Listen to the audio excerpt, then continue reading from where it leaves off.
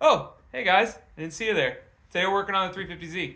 I got the clutch and some other things to go in so we can put the trans back on, and then maybe a couple other little things. So grab a beer and relax, and let's get after it. All right, so we went with the competition clutch. This is the White Bunny kit from Injuku. Has our pressure plate, our clutch disc, our flywheel, and alignment and bearings. So we'll throw on the bearings first, and the rest of the clutch. All right, now it's time to remove the pilot bearing. So pilot bearing removal, there's a tool for it, everybody knows that. And I'm sure most people have heard of the soap or bread or grease method. Basically,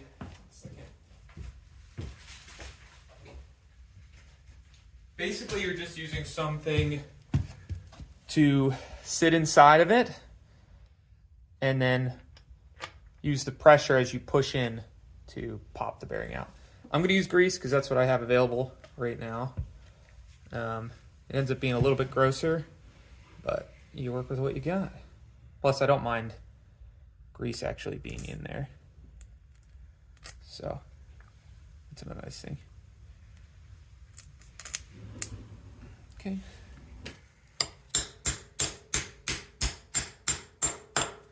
There you go. It's just about out. Put a little bit more grease in there.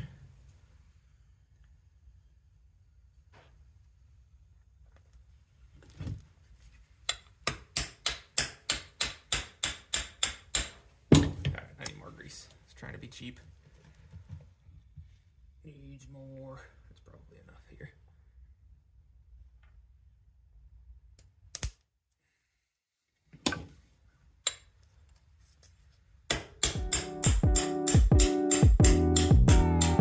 There you go.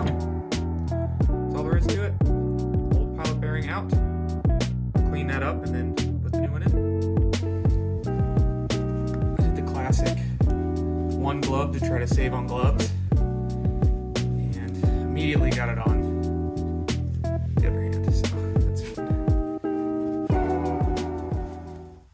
And the nice thing is, since it's greased, you don't have to get every single ounce of it out, because it's not a big deal. But we'll try to get most of it out. Use that. Grease at the outside just a tiny bit. And you just want to make sure it's coming in flat.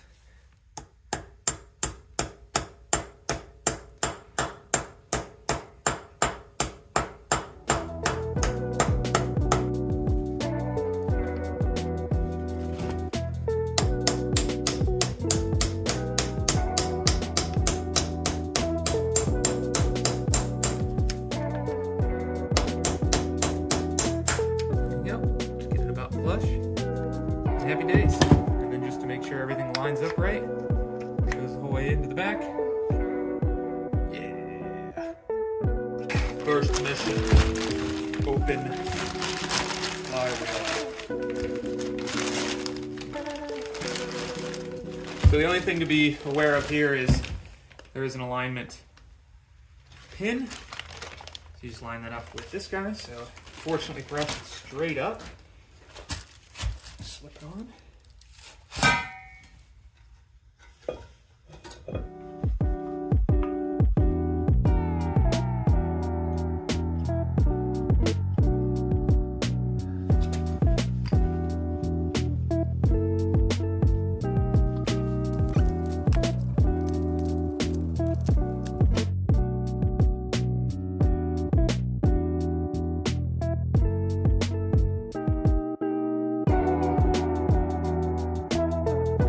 It's time to torque these down. So you'll want to torque these down in a star pattern, first at 14 foot-pounds, and then you'll move on and go to 68 foot-pounds for the final torque. That should align it properly and then torque it down for good.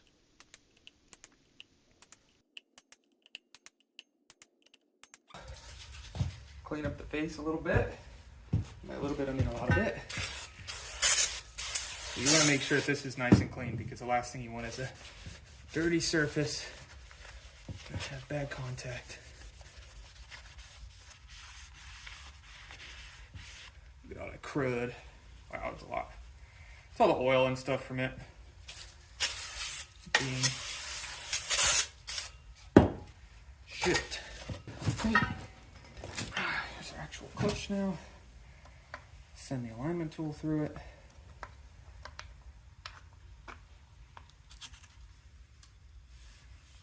Days.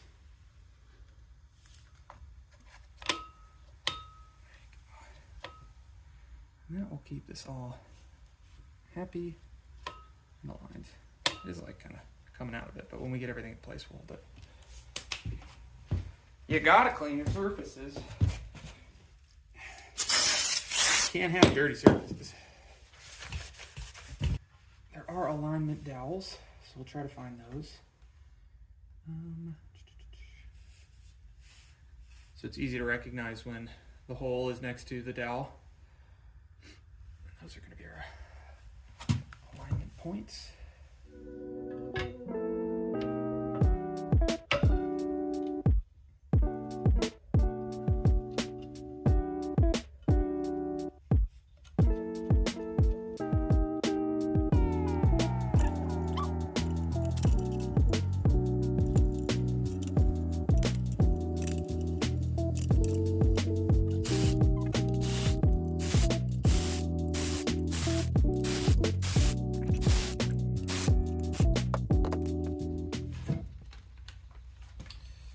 Catastrophic failure. It just says to use the pilot provided, which we did. Catastrophic failure. We got it. All right, glad I checked. It was not 44. It is 29. That's 29. So we'll go around in a star pattern.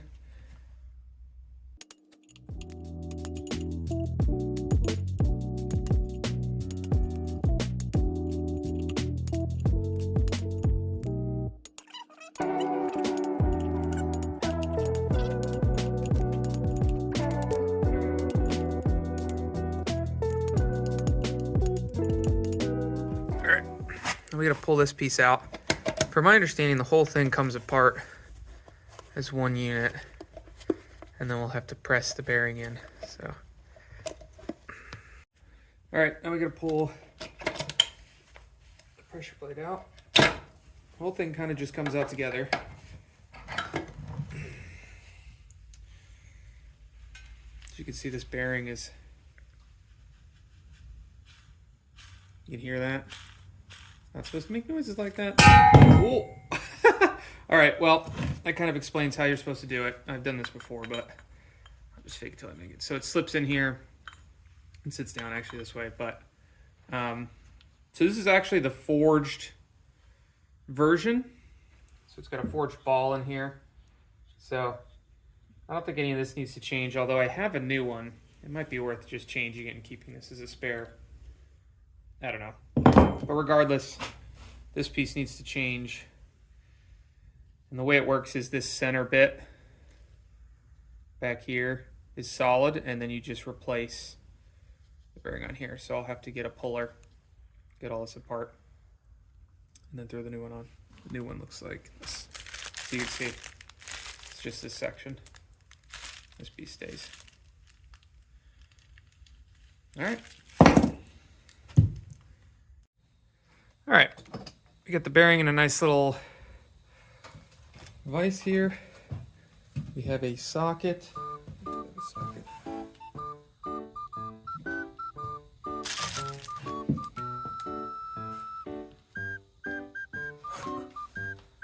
No way. One of those classics, had one in my hand, put it down to move some stuff around, and now I do not know where it exists.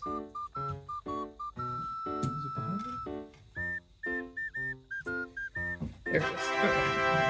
So we got it in a vise now. I found a socket that is the same size, roughly, as the center portion. So we should just be able to.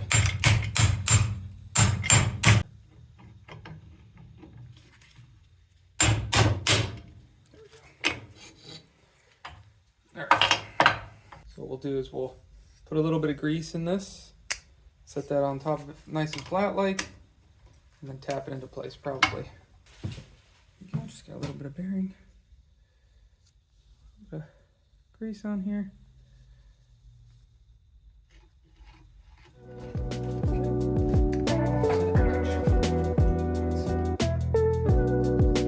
This side, keep it nice. We do that.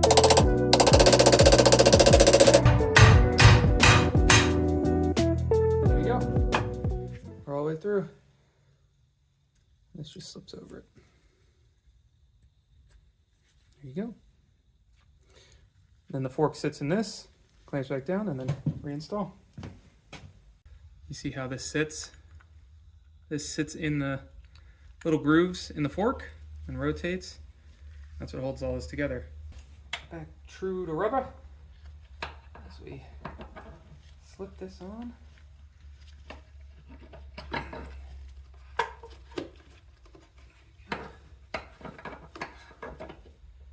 Whatever.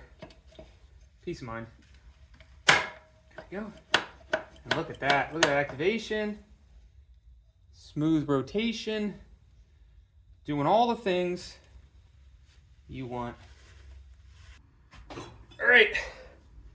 Well, that pretty much wraps it up for today's episode. I did get the trans back on, but unfortunately the camera died, so we don't have any footage of that. However, it's a super straightforward process, especially when you have this nice dolly that kind of holds it at the right height. You just fish it in until you can get a bolt on it.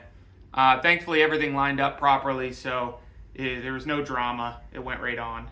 And yeah, we're all set. So up next, maybe some fun stuff. Maybe some more Powell, baby. But we'll talk about that next episode. Thanks for joining us. Have a great rest of your day, and we'll see you next time.